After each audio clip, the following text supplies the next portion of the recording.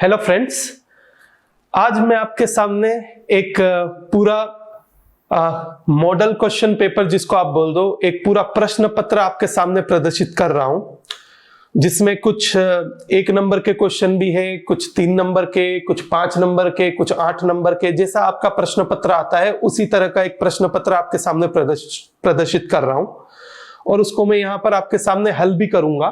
तो आप अपना पूरा ध्यान वीडियो पे रखिएगा कि किस तरीके से जो प्रश्न आपके परीक्षा में पूछे जाएंगे उनको कैसे आप अच्छे तरीके से हल करके उसका सही उत्तर देख सकते हैं। तो आइए हम देखते हैं आज का ये प्रश्न पत्र, जो आपका कक्षा 12वीं का अकाउंटेंसी लेखा शास्त्र का एक मॉडल टेस्ट पेपर है। पार्ट ए, जो भाग ए है वो किससे संबंधित है? एनपीओ। एनपीओ का मतलब नॉन प्रॉफिट मेकिंग ऑर्गेनाइजेशन, अलाभकारी संस्थाएं। और उसके बाद जो भाग ब है वो आपका संबंधित होगा, भाग ब जो संबंधित होगा वो आगे बात करेंगे। भाग अ में आपके पास अलाभकारी संस्थाओं के खाते और पार्टनरशिप साझेदारी संस्थाओं के साझेदारी के खाते और कंपनियों के खाते, यानी जो विश्लेषण है वो भाग बी में आएगा। तो भाग ए में आपके पास अलाभकारी संस्थाएं हैं, साझेदारी संस्थाएं हैं और एक कंपनी जो है आपकी, उससे संबंधित जो बात है वो भाग ए में होगी। तो आइए सबसे पहला प्रश्न लेते हैं हम, जो आपके सामने अभी हिंदी में है, इंग्लिश में भी मैं आपको दिखाऊंगा।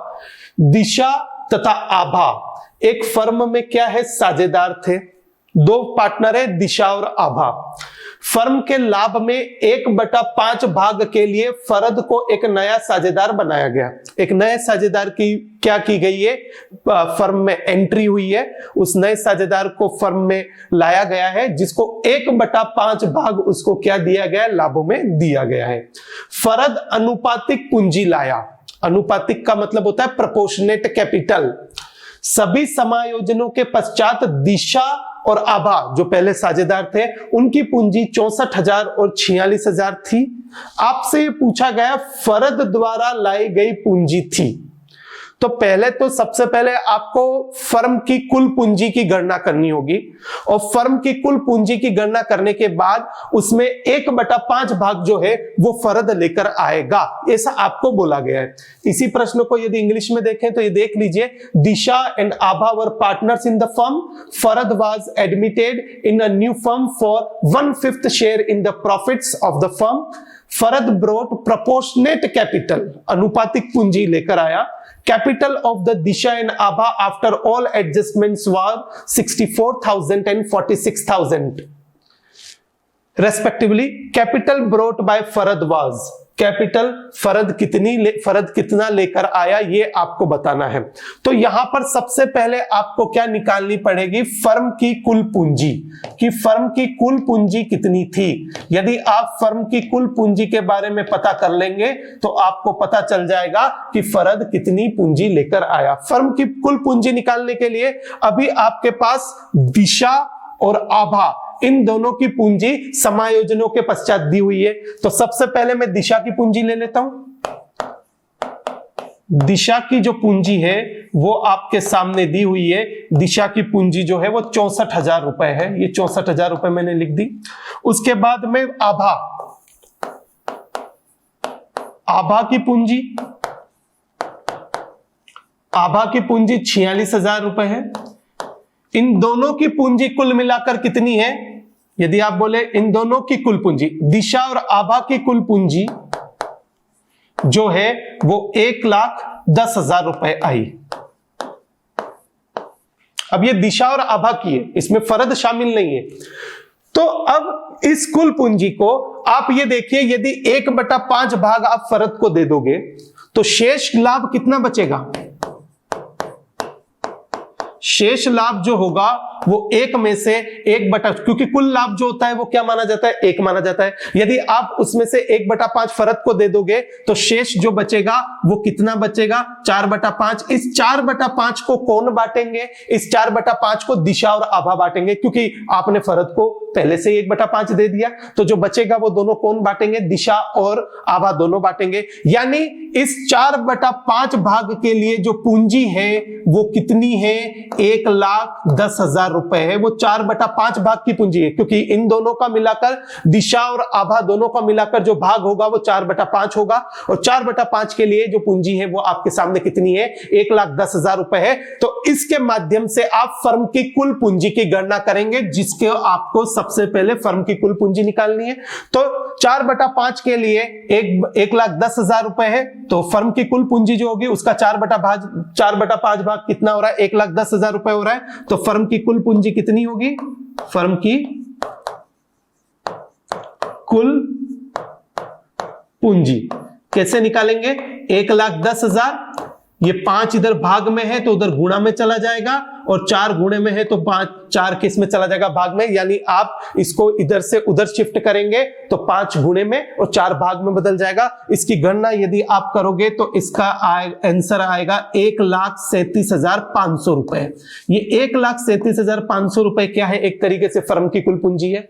अब आप जानते हो कि यहां आपको क्या बोला हुआ है कि फर्द जो है वो अनुपातिक पूंजी लेकर आएगा। अनुपातिक पूंजी, या फिर आप एक काम ये भी कर सकते हो कि इन दोनों की पूंजी कुल मिला के कितनी थी, 1,10,000 थी।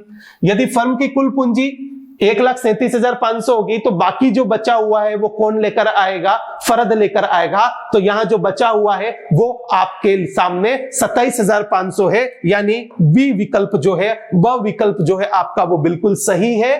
क्यों, क्योंकि आप 1,37,500 में से 1,10,000 रुपए घटा दीजिए तो जो बचा हुआ है वो किसका है, फर्द का है। या फिर दूसरा तरीका यह भी है, जो आपने 1,37,500 निकाला, इसका 1/5 निकालिए तो भी आपका उत्तर कितना आएगा, 27,500 रुपए आएगा।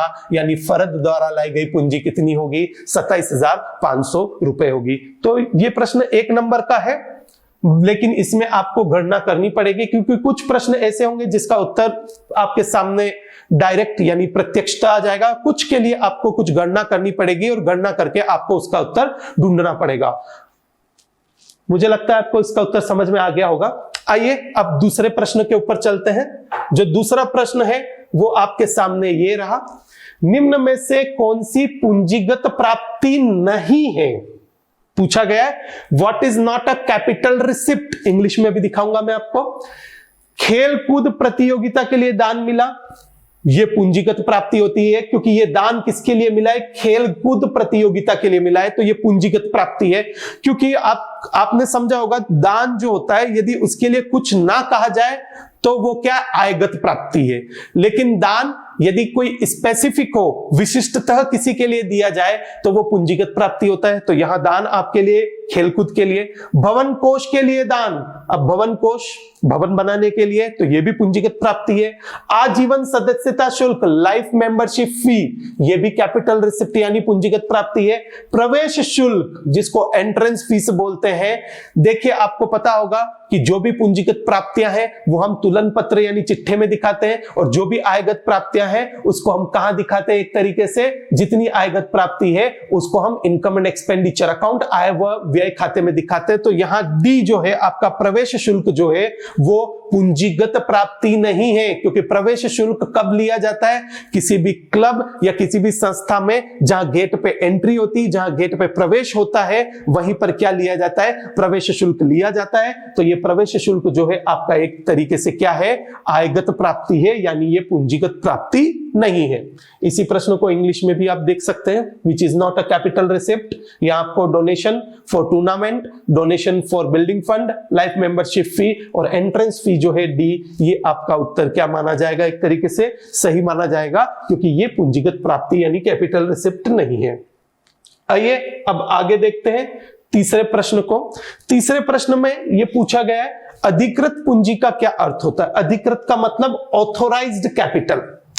अब अधिकृत पूंजी क्या होती है, इसके बारे में ये बताऊं मैं आपको। तो यह पूंजी की अधिकतम मात्रा होती है। क्या होती है आपकी अधिकतम मात्रा, जिसको आप बोल दें मैक्सिमम अमाउंट ऑफ कैपिटल।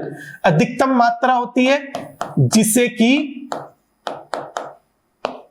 आप बोल दें, जिसे कि कंपनी अपने जीवन काल में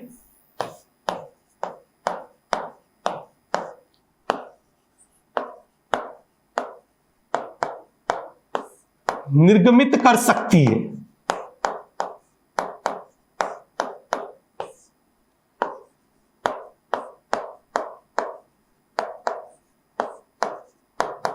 ये उत्तर आपका होगा